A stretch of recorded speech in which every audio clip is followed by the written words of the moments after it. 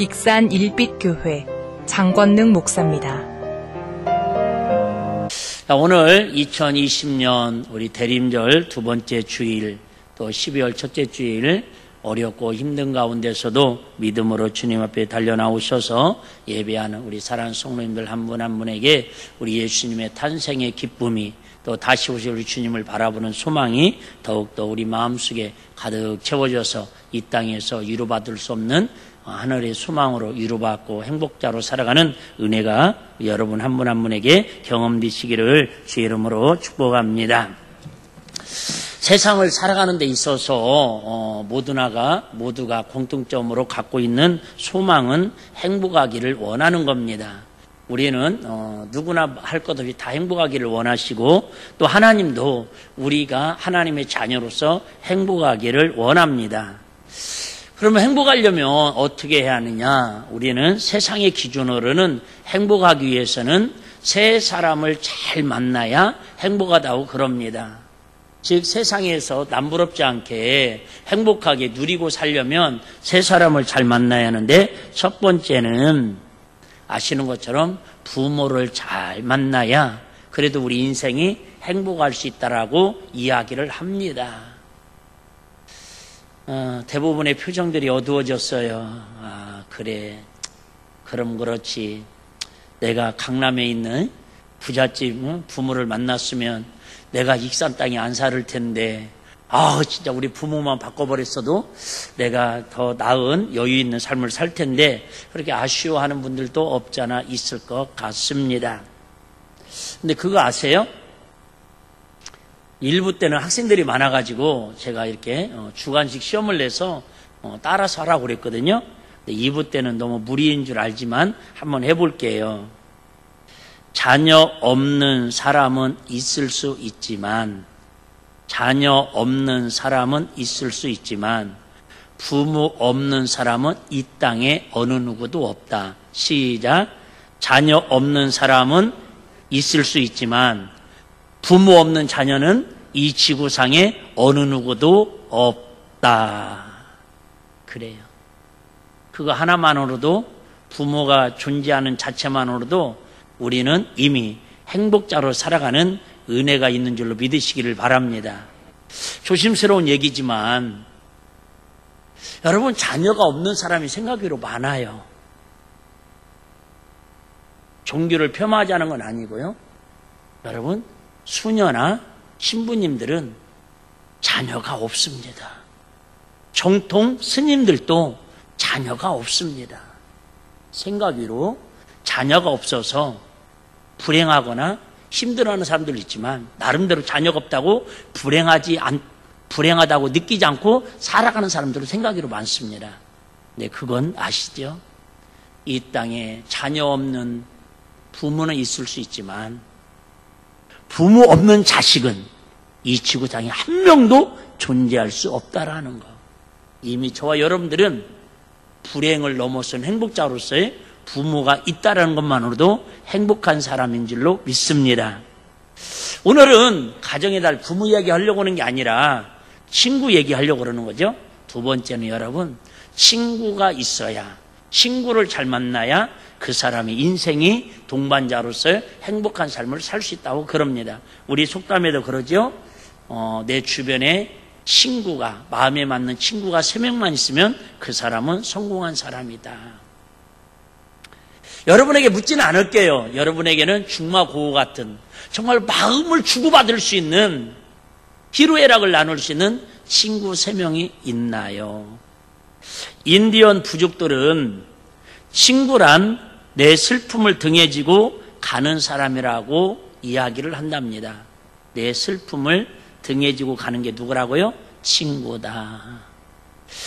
에라스무스라는 분은 친구에게 충실한 사람은 자기 자신에게도 충실한 사람이다. 친구에게 충실하고 신실하고 성실한 사람은 자기 자신에게도 신실하고 성실할 수 있다는 거죠. 우리 속담에도 있죠. 친구를 보면 그 사람을 알 수 있다. 어떤 친구라 사귀고 어떤 친구를 만나느냐에 따라서 그 사람의 인생의 성공과 실패, 행복이 결정된다고 해도 과언이 아닙니다. 세상의 기준을 얘기하는 거예요, 지금. 근데 저는 그 기준으로 치자면 불행한 사람입니다. 강단을 이렇게 말하는 게 송구스럽기는 하지만 저는 개인적으로 세상에서 이야기하는 그런 친구 한 명도 없습니다. 아마 앞으로도 없을 것 같습니다. 그래서 제가 이렇게 불행해 보이는 것 같이 보이십니까?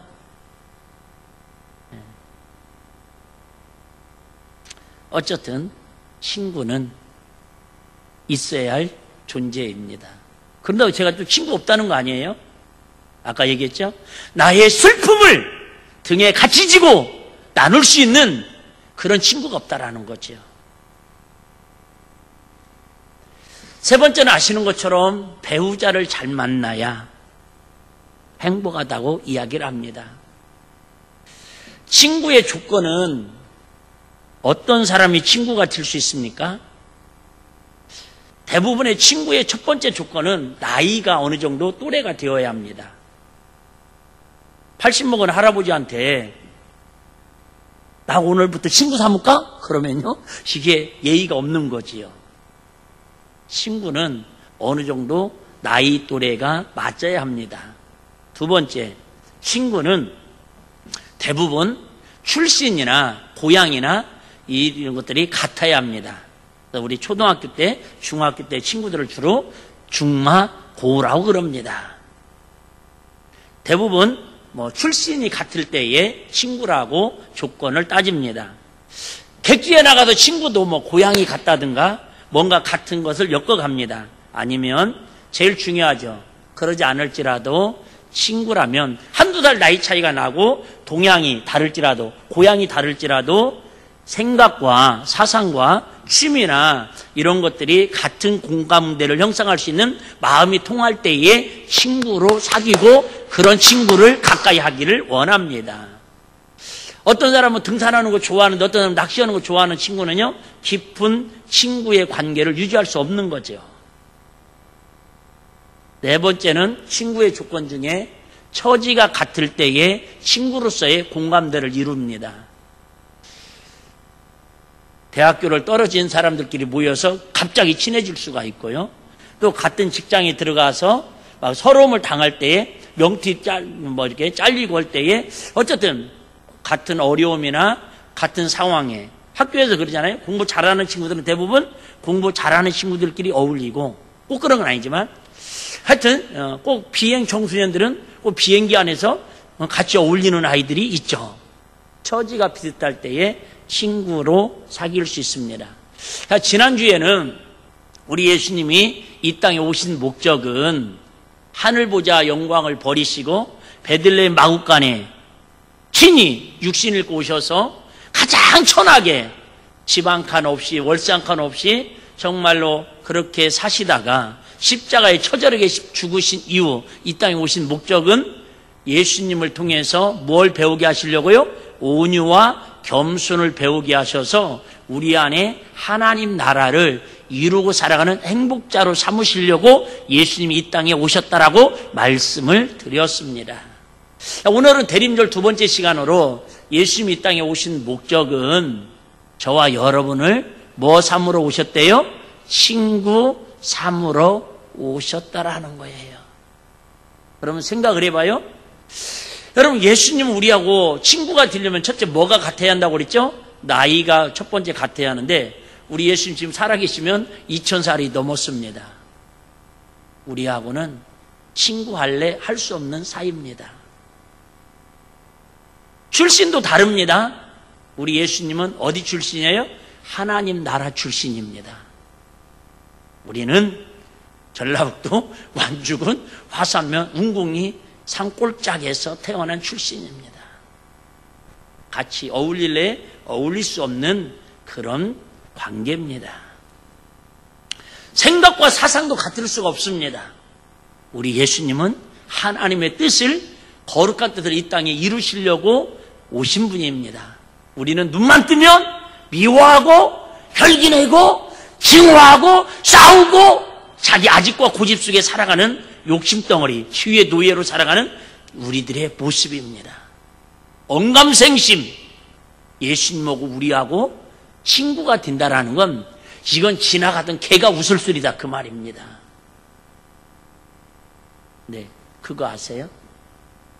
내가 예수님에게 친구가 되자고 손을 내밀면 정신병자인데 예수님이 저와 여러분을 찾아오셔서 그분이 낮추셔가지고 우리의 처지를 맞추시기 위해서 주인의 몸으로 오셔가지고 최고의 이 땅에 가난한 자로 오셔가지고 아프고 상처받은 자로 오셔가지고 저와 여러분을 친구 삼으시려고 진정한 친구는 14절에 뭐라고 말씀하셨다고요? 13절인가요? 13절에 진정한 친구는 어떤 게 진정한 친구라고요?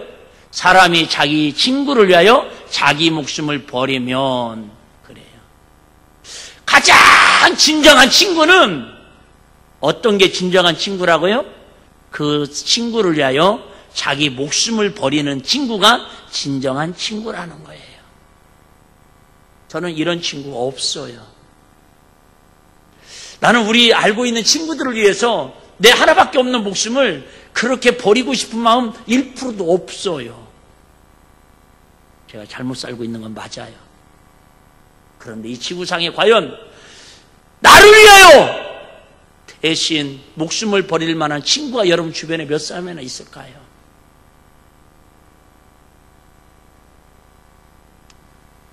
나는 그 친구를 위해서 목숨을 버릴 수 있는 친구가 과연 내 마음에 몇 사람이나 있을까요? 제가 알기로는 필요할 때에, 세상의 친구는 필요할 때에 서로 도와주고 도움을 받기 위해서 있는 친구지 목숨까지 주고받을 친구는 이 지구촌에 저는 없다고 그냥 단정하고 싶습니다. 차라리 자식을 위해서 불구덩이에 집어 던지고 물속에 그저 구하러 갔다가 빠져 죽을 수는 있지만 친구를 위해서 그럴 만한 사람은 그렇게 많이 있긴 있겠지만은 쉽지 않은 일이라고 저는 생각을 합니다. 그런데 우리하고는 아무리 생각해봐도 관계가 없는 그 예수님께서 저와 여러분을 친구 삼으시려고 십자가에서 갈기 찢기시고 피 흘려 죽으심으로 저와 여러분을 친구 삼기 위해서 이 땅에 육신을 오셨다 그 말이 할렐루야. 아무리 생각해봐도 말이 안 맞습니다. 바울은 뭐라고 얘기하시죠? 바울은 서신서를 13권이나 쓰면서 1장에 하나 이렇게 얘기합니다. 하나님의 뜻을 따라 예수 그리스도의 종된 바울은 무슨 얘기예요? 바울은 날마다 예수님 앞에 고백하기를 나는 예수님의 뭐라는 거예요? 종이라는 거예요. 그 예수님은 나의 주인이시고 이게 올바른 관계고 올바른 설정입니다. 바울은 한 번도 그 많은 서신서를 쓰면서도 예수님은 나의 친구라고 그렇게 고백한 적이 없습니다. 그나마 우리가 위로되는 것은, 그나마 우리가 마음에 편하는 것은 거기까지 이해는 하겠습니다. 하나님은 우리의 아버지시고 우리는 그분의 자녀라고, 또 우리가 의식적으로 그냥 관념적으로 알고 있는 예수님은 나의 신랑이고 나는 그의 신부라고 그렇게 알고 있지만 예수님이 나의 영원한 친구가 되기 위해서 이 땅에 육신을 입고 태어나셨다라는 것은 이론적으로는 들려질지 모르겠지만 마음으로 체험되기는 쉽지 않은 관계의 설정이다 그 말이에요. 그런데 진정한 예수님 이 땅에 오신 목적은 저와 여러분의 영원한 절친, 친구가 되어주시려고 이 땅에 오셨다라는 사실을 오늘 마음 깊이 새기고 그 마음을 깨닫는 은혜가 있기를 주의 이름으로 축복합니다. 그렇습니다. 만약 자격으로 따지면 언감생심, 우리는 절대로 죽었다 깨어나도 예수님의 친구가 될 수 없습니다. 예수님의 근처에도 얼씬거릴 수 없습니다. 세례 요한이 말한 대로 자격으로 하면 우리는 예수님의 신발끈을 풀어드릴 정도의 관계도 맺을 수 없는 주인들 중에 주인들이고 지옥갈 불수덩이에 그런 불수식에 불과한 사람들입니다. 그런데 어떻게 우리가 예수님의 친구가 된단 말입니까? 바로 이것입니다. 좀 전에 읽었죠? 사람이 친구를 위하여 자기 목숨을 버리면 이보다 더 큰 사랑이 없나니. 예수님께서는 우리를 친구로 삼기 위해서 먼저 당신의 고귀한 목숨을 우리의 죗값으로, 우리의 허물값으로 지불하셨습니다. 로마서 5장 6절 8절 제가 한번 읽어드리겠습니다. 우리가 아직 연약할 때에 기약대로 예수 그리스도께서 경건치 않은 자를 위하여, 저와 여러분을 위하여 죽으셨도다. 의인을 위하여 죽는 자가 쉽지 않고 선인을 위하여 용감히 죽는 자가 혹 있거니와, 우리가 아직 죄인 되었을 때에 예수께서 우리를 위하여 죽으심으로 하나님께 우리에게 대한 자기의 사랑을 뭐 하셨느니라? 확증하셨느니라. 성경에 바울도 예수님은 나의 친구라고 한 번도 고백한 적이 없는데, 구약 성경에 보면 하나님께서 저는 나의 벗이요 나의 친구라고 한 사람이 두 사람이 나옵니다. 그게 누구냐면 우리가 잘 아는 아브라함입니다. 아브라함은 믿음의 조상인데 어느 날 하나님께서 아브라함을 부르시죠. 그래서 독자 이삭을 하나님께 드리라고, 번제로 드리라고 그럽니다. 근데 이 아브라함이 미쳤지요. 자기 아들을 번제로 드리려고 할 때에 아브라함아, 아브라함아 멈추라고 그러면서 이제부터는 너를 나의 친구라고 부르겠노라고. 그러면서 약속하죠. 친구에게는 뭐가 있어요? 비밀이 없다라는 거예요. 여러분, 부모에게는 비밀이 있어도 친구에게는 비밀이 없는 게 친구의 긴밀함이잖아요. 그래서 앞으로는 아브라함에게 하나님의 뜻을 보이지 아니하고는 행하지 아니하시겠다고 아브라함을 벗 친구라고 인정을 하고 하나님이 그를 대하시기 시작합니다. 오늘 본문에도 그런 말씀 있잖아요. 15절에 보면 이제부터는 너희를 종이라 하지 아니하리니 종은 주인이 하는 것을 알지 못하면 너희를 친구라 하니 내가 내 아버지께 들은 것을 다 너희에게 뭐 하겠습니까? 알게 하였음이니라. 네? 그러니까 친구의 특징은 뭐라고요? 비밀이 없다라는 거예요. 하나님이 하실 일을 친구에게는 미리 다 알려주시겠대요. 또 한 사람이 있어요. 누군 줄 아세요? 모세라고 하는 인물입니다. 출애굽기 33장 11절에 보시면 이스라엘 백성들이 우상 숭배를 하고 하나님 앞에 범죄를 합니다. 하나님이 진노하셔가지고 저들을 다 쓸어버리고 죽여버리려고 그럽니다. 그때 모세가 하나님 앞에, 하나님, 저들의 이름을 생명책에서 지워버릴 바에야 차라리 나를 지옥을 보내주시옵소서. 그때에 하나님이 모세에게 나타나셔가지고 친구하고 이야기하듯이 하나님께 모세를 가까이 하십니다. 아브라함하고 모세하고 공통점이 있습니다. 뭐예요? 사랑의 마음을 담고 하나님 앞에 자기 목숨을 담보로 잡을 때에 그를 친구라고 여겨주시더라, 그 말이죠. 자기 목숨보다 더 소중한 독자 이삭을 번제로 드릴 때에 그 사랑을 하나님이 아시고 너는 친구를 위하여 목숨을 내놨으니 이제는 너는 나의 벗이라, 친구라고 인정을 하고, 모세는 이스라엘 백성들을 살리기 위해서 사랑으로 하나님 앞에 돌이키기 위해서 내가 차라리 지옥 가더라도 저들만큼은 용서해달라고 중보기도하는 그 사랑을 보시고 하나님은 모세를 친구를 대하듯이 대하더라, 그 말이죠. 그 말씀이 오늘 13절 말씀처럼 진정한 친구는 그 친구를 위하여 무엇을? 목숨을 버리는 게 친구라는 거예요. 그러면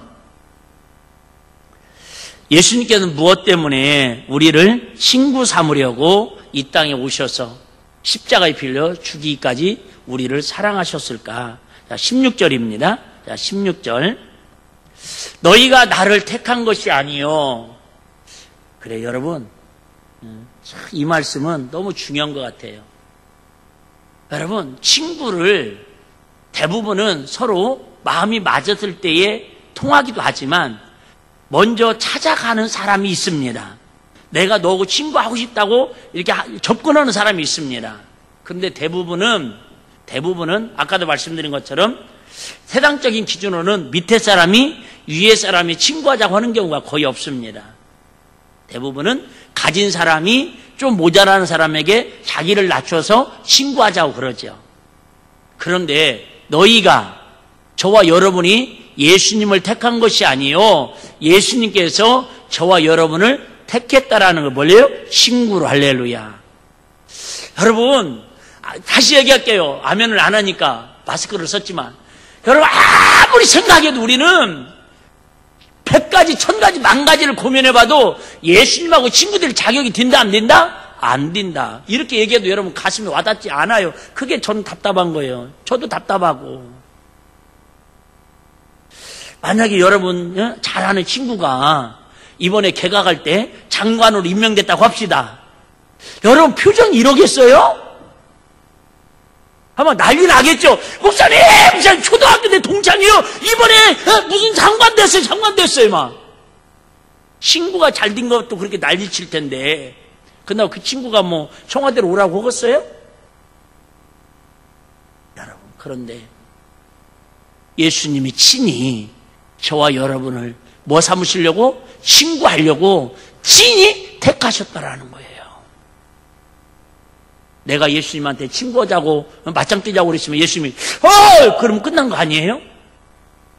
세웠나니 그 다음에 이는, 자, 예수님 우리를 친구 삼으시고 택하신 이유가 있죠. 저희로 가서 무엇을 맺게 하고? 과실을 맺게 하고, 또 너희 과실이 항상 있게 하여. 자, 여기서 과실은 뭔 줄 아시겠어요? 그 요한복음 15장의 핵심 주제는, 전체적인 설교 주제는 뭐예요? 사랑이에요. 사랑. 여기서 과실은 뭘 맺게 한다고요? 사랑을 맺게 한다라는 거예요. 야, 친구를 삼는 게 목적이 아니라 그 친구를 위하여 사랑이 대가로 뭐래요? 목숨까지도 버릴 수 있는 게 진정한 사랑의 친구 관계다. 그 얘기를 설명하는 거예요.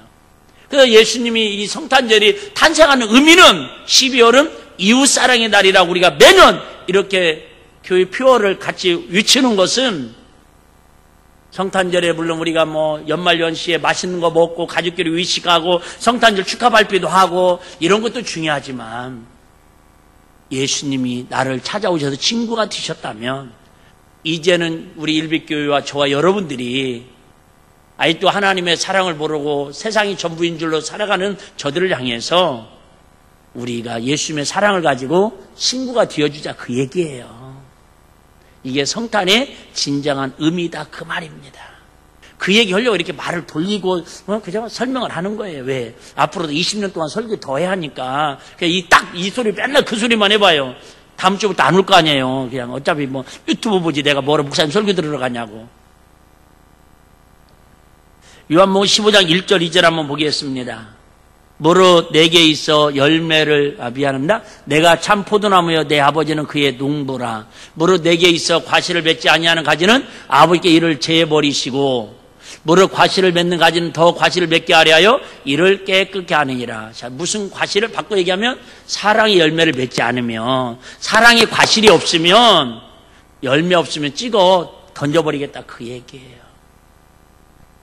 그래서 예수님이 우리를 친구 삼으신 것은 결국은 뭐하게 하시려고? 저와 여러분을 통해서 하나님의 사랑을 실천하게 하시려고. 14절에 그랬잖아요. 14절. 자, 14절 먼저 한번 볼까요? 14절, 요한복음 15장 14절, 주보가 오타났더라고요. 자, 시작. 너희가 나의 명하는 대로 행하면 곧 나의 친구라. 그래요, 여러분. 진정한 친구는 내가 친구라고 떠들고 다닌다고 해서 친구가 아니라, 내가 명하는 대로 그대로 행동하는 게, 순종하는 사람이 친구라는 거예요. 누가요? 아브라함이 그랬고 모세가 그랬다라는 거예요. 그러면 예수님은 왜 우리에게 예수님의 친구로서 사랑의 열매를 맺기를 원하십니까? 자, 16절 하반부에 보시면 내 이름으로 아버지께 무엇을 구하든지, 내 이름으로 아버지께 무엇을 구하든지 다 뭐하게 하렵니다? 받게 하려 하십니다. 그렇습니다. 우리가 예수님의 친구이신 예수님께 부끄럽지 않고 자랑스러운 친구답게 예수님을 닮은 어떤 사람이 되기를 원한다고요? 사랑의 사람이 되기를 원하신다라는 거예요. 여러분, 그래도 세상에 제일 아름다운 아이콘이 뭐예요? 사랑이라고 하는 아이콘이잖아요. 참 저 사람은 사랑이 넘쳐. 믿음, 수만 그 중에 제일은 사랑이라. 어떤 사람은 막 믿음은 좋아요. 그런데 사랑이 없어. 그러면 울리는 꽹과리와 진 같다고 그랬잖아요. 열심히 막 돈은 많이 벌어와. 그런데 사랑이 없어. 그러면 그 가정은 사막에 핀 선인장과 같잖아요. 여러분, 우리에게 사랑의 열매를 맺기를 원하는 것은 무엇인지 구하면 다 이루시려고 하는 하나님의 뜻이 있기 때문에 우리에게 뭐예요? 기도하라고 하신다 그 말이에요. 이 사랑은 뭘 통해서 이루어진다? 기도를 통해서. 그래서 예수님도 끊임없이 겟세마네 동산에서 땀방울 핏방울로 기도하시고 시간만 있으면 한적한곳에 가서 기도하시고 여러분 기도할 때에 그 친구를 목숨도 버릴 수 있고 예수님도 그랬잖아요. 아버지요 이 잔을 옮길 수만 있으면 옮기게 하시옵소서. 그런데도 기도로 우리를 사랑하시려고 저와 여러분을 위해서 목숨을 버리심으로 기도를 통해서 하나님의 사랑의 열매를 이루시더라 그 말이에요. 기도가 따르지 않으면 여러분 그 사랑은 말장난에 불과하고요 이론적인 사랑에 불과하다 그 말입니다. 그러면 어떻게 하면 우리가 목숨을 주시면서 우리를 친구 삼으신 예수님을 친구로 우리가 자랑스럽게 그 친구답게 살아갈 수 있다. 아까 얘기했죠? 친구를 보면 그 사람의 됨됨이를 알 수 있다고. 꼭 그런 건 아니지만 사기꾼하고 친한 사람은요 거의 사기꾼이 많습니다. 하여튼 노름 좋아하는 사람은 꼭 노름 좋아하는 친구들이 많습니다. 공부 잘하는 친구는 꼭 공부 잘하는 친구들하고 꼭 놀으려고 그럽니다. 4절 한번 보겠습니다. 15장 4절. 자, 같이 한번 봅니다. 시작. 내 안에 거하라. 나도 너희 안에 거하리라. 가지가 포도나무에 붙어 있지 아니하면 절로 과실을 맺을 수 없음 같이 너희도 내 안에 있지 아니하면 그러하리라. 좀 전에 말씀드린 것처럼 하나님 말씀 안에 거하고 내가 그 안에 거한다는 말은 하나님 말씀대로 순종하는 거다 그 얘기입니다. 하나님 말씀대로 순종하는. 어떤 분이 몇 번 얘기했죠? 어떤 사람은 목사님 저분은 참 믿음이 좋아요. 그런데요 순종은 안 해요. 여러분 순종이 없는 믿음은 그건 가짜 믿음입니다. 사랑이 없는 순종도 그건 윗선이고 의식이고 가짜입니다. 진정한 믿음 있는 사람은 순종할 수밖에 없고 진정으로 순종하는 사람은 하나님의 사랑이 그 안에 함께할 수밖에 없다 그 말이. 그래서 믿음과 순종과 주님의 사랑은요 따로 떼어내서 설명할 수가 없어요. 믿음 있으면 순종하고요 순종하면 그 안에 예수님의 사랑이 있는 거고 할렐루야. 근데 많은 분들이 분리해서 삼권 분립인 줄 알고 분리해서 하려고 그래요. 믿음 따로 순종 따로 사랑 따로. 아니에요.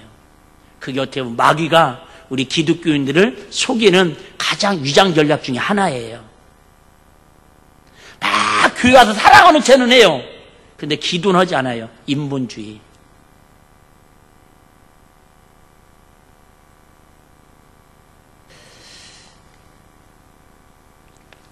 중국 고사성어에 저도 잘 몰랐는데 이번에 설교 준비하면서 알게 됐는데요. 그냥 뭐 중요한 내용은 아니고 한번 드러나 보실래요? 중국에 그 제나라에 옛날에 그 나라가 많았잖아요. 제나라에 관중과 포숙이라고 하는 정말 중마고 친구가 있었답니다. 관중과 포숙. 한 마을의 중마고였습니다.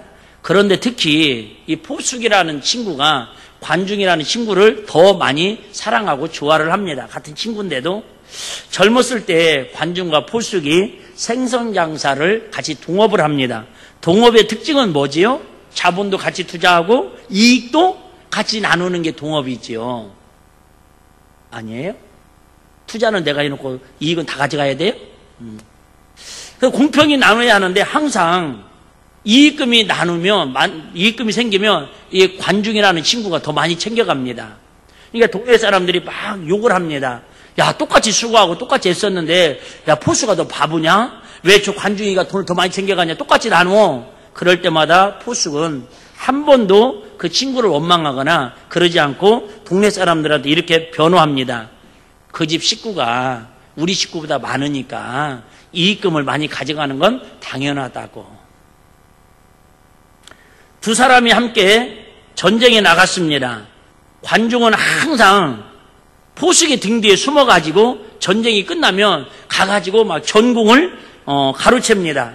그래도 포수는 관중은 어머니를 모셔야 하므로 그런 것이라고 주변 사람들을 또 오해를 변호해 줍니다.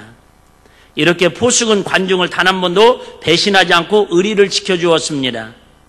아까 기억나나요? 진정한 친구는 자기의 슬픔을 등에 지고 가는 것이다. 그리고 포수는 관중의 전공을 앞세워 높은 자리에 앉게 하고 자신은 관중보다 낮은 벼슬 자리에 앉았습니다. 결국 관중이라는 친구는 그러니까 얍딱 바른 거죠. 얄밉잖아요. 그런데 이 포수 친구가 계속 그 친구의 공을 높이 세워서 그 사람은 재상을 만들고 자기는 밑에 벼슬을 합니다. 나라에 큰 공헌을 했습니다. 관중은 나중에 포수에게 눈물 어린 우정에 감동되어 이런 말을 했다고 합니다. 나를 낳아준 것은 부모지만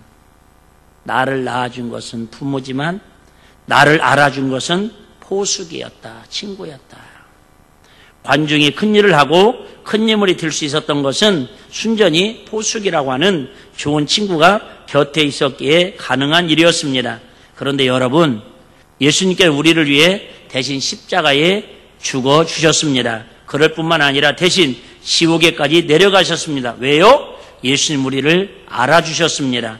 충분히 예수님의 친구가 될 수 있고 하나님 나라의 백성이 될 수 있다고 아무도 우리를 알아주지 않아도 예수님께서는 알아주셨습니다. 가족들이 내 허물을 알면 등을 돌릴 그런 허물도 예수님은 입을 꼭 다물고 비밀을 지켜주시면서 나를 믿어주고 응원해 주셨습니다. 지금도 그 의리를 변치 않으시고 여전히 믿어주고 계십니다. 저는 수없이 예수님에게도 등을 돌릴 때도 예수님 단 한 번도 나에게서 등을 돌리지 않으신 분이 바로 예수님이셨다. 그 말입니다. 여러분, 세상 친구에게 가장 매력 있는 것은 비밀 이야기를 할 수 있다는 거예요. 부모가 등록금을 몇백만 원 대주고 장가 갈 때 집 얻을 때 5천만 원을 대줘도요. 여러분, 그래도 부모한테 그 사랑한다고, 우리 부모가 나를 사랑한다고 깨닫는 건 나중에 깨닫고요. 친구는 나한테 여러분 우단벌도 사주지 않아요. 기껏해야 연필 하나, 노트 하나 그냥 여러분 소모품 같이 나눠 쓸 수 있는 거예요. 그런데도 친구는 왜 그렇게 소중히 여기고 밤 12시에도 친구가 술 먹자 그러면 딱 불리나게 뛰어나가요? 착각인데요. 그래도 그 친구는 마음이 통한다고 생각을 하는 거예요. 비밀이 없다고 생각을 해요. 그런데 나중에 제가 몇 번 말씀드리면 세상 친구는요 다 자기의 이익을 위해서 마지막에 추구할 수밖에 없는 세상 친구입니다. 여러분 경험하지 않았어요? 내가 그래 좀 갖고 있고 내가 좀 잘 나갈 때는 친구들이 다 따라옵니다. 그런데 내가 좀 어려워지고 힘들어지면 전화 오면 안 받아요. 왜? 보험이라도 들어달라고 할까봐, 돈 빌려달라고 할까봐. 그게 세상 친구들의 다 그런 건 아니지만 대부분의 그 모습이다 그 말이에요. 너만 알고 있는 비밀을 누설하고 얘기했는데 그 비밀이 돌고 돌아가지고 자기의 마음을 더 상처 주는 일이 한두 번 있더냐 그 말이에요. 그런데 우리 예수님은 한 번도 내가 어떤 아픔을 가지고 어떤 비밀을 누구한테 말할 수 없는 통곡의 소리를 주님 앞에 아릴지라도 우리 주님은 다 솜닥자처럼 안아주시고 품어주시고 위로해 주시고 우리에게 힘주시고 능력 주시기를 원하시고 기다리시는 우리 영원한 친구시다 그 말이 할렐루야. 단 하나 우리가 좀 불편한 것은 그 예수님은 우리가 눈에 보이지 않는다라는 거. 그 예수님은 내가 대화가 안 되는 것처럼 착각하고 그렇게 느껴진다는 것 뿐이지요. 그 영적 세계가 보여진다면 세상 어떤 친구보다도 우리 예수님이 나의 영원한 친구가 되시려고 목숨을 버리셨다고 하잖아요. 이제 우리도 그 예수님이 우리가 부끄럽지 않도록 예수님의 사랑을 전하고 살아갈 수 있는 저와 여러분들이 되었으면 좋겠습니다. 온 세상이 나를 버려도 참 친구 되시는 예수님은 결코 우리를 버리지 않으십니다. 우리를 위면하지 않으시고 우리를 떠나지 않으시고 등 둘르지 않으십니다. 오히려 사망의 음침한 골짜기를 통과할지라도 앞서가시면서 원수들을 물리치시고 가시를 꺾고 가시덤불 엉겅퀴를 내어내시고 드디어 푸른 추장 잔잔한 물가로 인도하십니다. 여러분은 지금까지 누구를 무엇을 친구로 삼으려고 했습니까? 돈, 명예, 권세, 쾌락, 세상 즐거움 그 어느 것도 우리를 예수님처럼 사랑할 수 없습니다. 오직 예수님만이 우리의 영원한 친구이시고 사람 친구는 내가 사랑할 대상이지 의지할 대상은 못 됩니다. 믿음으로 예수님만 의지하고 예수님의 명하신 대로 행함으로 아브라함처럼 모세처럼 사랑받는 저와 여러분들이 되시기를 간절히 소망합니다. 결론을 마무리 짓습니다. 우리는 세상에서는 행복하기 위해서는 세 사람을 잘 만나야 한다고 그랬습니다. 강조하기 위해서 말씀드립니다. 그렇게 본다면 저는 그렇게 행복할 수 없는 사람입니다. 강조하기 위해서 진짜 그런 건 아니고요. 아시는 거죠? 우리 부모님은 우리 강남에 빌딩을 물려준 부모님도 아니십니다. 우리 어머님은 저한테 15살 때까지 그나마 저를 사랑해 주셨고 우리 아버님은 저를 40대에 되기 전까지 저를 그나마 어쨌든 사랑하시다가 그죠? 부모의 역할을 끝내셨습니다.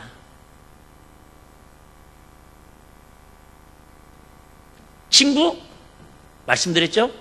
저는 정말 내 마음을 터놓고 내가 가장 힘들 때 친구야 우리 밥 한번 먹자. 네? 그냥 그렇게 마음이 통할 수 있는 친구가 예수 믿기 전에는 솔직히 우리 동네 친구들이 다 그런 친구였는데 예수 믿으면서부터는 그나마 그런 친구들도 다 담이 싸졌습니다. 말씀드렸죠? 제가 2번인가 동창회를 갔는데 반가워가지고 막 하는데 야, 너 진짜 목사 됐다며? 야, 너도 목사가 될 수 있냐? 그러면 한 잔 마셔. 야, 목사도 마셔. 그 다음부터 친구가 아니라 불편한 관계입니다. 근데 친구들하고 지금 거의 연락도 하지 않지만 그렇게 보고 싶거나 그리웠거나 또 만나서 동창회 가서 부어라 마셔라 그러고 싶지 않습니다. 그런데 모르겠어요. 나이가 더 먹으면 어쩔지 모르겠지만 저는 그렇게 위롭지 않고요. 저는 그렇게 불행하다고 생각해본 적 없습니다. 왜? 세상의 부모는 나에게 해준 것이 별로 없다고 생각할 수도 있고 세상의 친구는 그런 친구 한 명도 없을 수도 있고 설령 배우자로 인해서 마음 아파하고 힘들어하는 사람들이 있을 수 있겠지만 우리 하나님은 이렇게 말씀하십니다. 세상에 그 세 사람을 잘 만나면 행복하다고 그러는데 최고의 멋진 행복은 우주 만물을 창조하신 전지전능한 그 하나님이 저와 여러분의 아버지고 부모님이래. 할렐루야. 그러면 끝난 거라는 거예요. 여러분 육신의 부모는 이 땅에 나를 태어나게 한 자체만으로도 우리 이미 하나님을 만날 수 있는 하나님 아버지를 부를 수 있는 축복의 통로에 역할을 해준 것만으로도 우리는 감사하고 살아야 할 대상이다. 그 말이 할렐루야. 오해 없으시길 바라요. 2번째 여러분 세상에서는 배우자 잘 만나야 행복하다고 그래요. 지금은 이런 말씀 무식한 소리지만 여자 팔자 두레박 팔짝이라고. 네? 여자 팔자 두레박 팔짝. 그런데 혹시 남편을 잘못 만나서 아내를 잘못 만나서 가슴이 아프고 가정이 깨지고 힘들어하고 있습니까? 우리 아시는 것처럼 예수님은 우리의 영원한 신랑이시래. 할렐루야. 세상의 신랑은 나에게 기대를 만족시켜주지 못하고 평생 꽃다발을 한번 해주지 못하고 결혼기념일 생일 한번 챙겨주지 못하고 그랬을지라도 우리의 전지전능하시고 다시 오실 때 그죠? 황금마차를 가지고 우리를 짠하고 모시러 오실 정결하신 신부를 단장하고 있으면 우리를 맞으러 오실 그 예수님이 저와 여러분의 신랑이요 배우자라는 거. 할렐루야. 그럼 행복한 거 아니에요? 성령님은 오늘 예수님 말씀하신 것처럼 저와 여러분의 비밀한 것까지도 하나님의 뜻까지도 기도하는 사람에게 사랑하려고 하는 사람에게 다 하나님 뜻을 알려주시고 많은 과실을 맺게 하시려는 성령님이 우리의 영원한 친구시라는 거예요. 완벽한 퍼펙트한 성부 하나님, 성자 예수님, 성령 하나님이 우리 아버지가 되시고 신랑이 되시고 우리의 친구가 되신다라는 거예요. 여러분 자꾸 세상에서 찾을 수 없는 걸 찾으려고 몸부림치지 마시고 성경 속에서 믿음 안에서 하나님의 뜻을 삶 삼인이라고 하면 좀 조심스럽고요. 하나님, 예수님, 성령님을 우리 마음의 아버지와 신랑과 친구로 모시고 살아가는 진정한 위로자에 되시는 그런 하나님의 행복자로 살아가는 저와 여러분들이 되시기를 주의 이름으로 축복합니다.